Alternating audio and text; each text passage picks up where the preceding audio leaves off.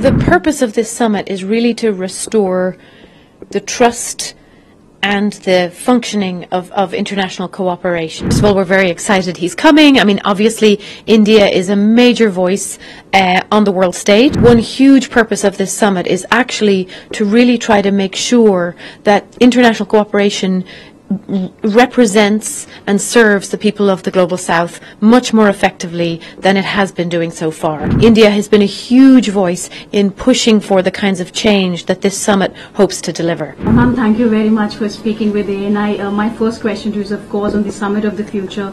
If you can give us an overview and the agenda of the summit and what does it focuses on? Sure. So the purpose of this summit is really to restore the trust and the functioning of international cooperation. So we're looking at how we work together at the global level to deliver on all the promises that we've already made, all the goals that we've already set for ourselves, but also we're looking at all of the challenges and risks and opportunities that are coming in the future and trying to make sure that the United Nations and the other major organizations of international cooperation are ready for those challenges, but also ready to harness all those opportunities for the sake of all of humanity and not just the few.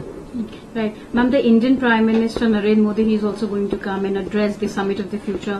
What will you say on that? And, you know, when it comes to India's role in addressing such an important forum, what will you say on that as well? Well, first of all, we're very excited he's coming. I mean, obviously, India is a major voice on the world stage, a major voice of the Global South.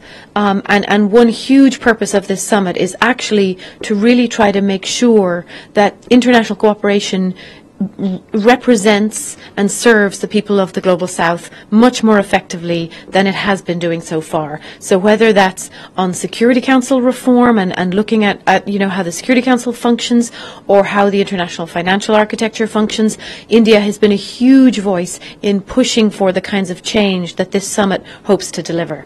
And we're very excited that the Prime Minister is coming and will be that voice. Right.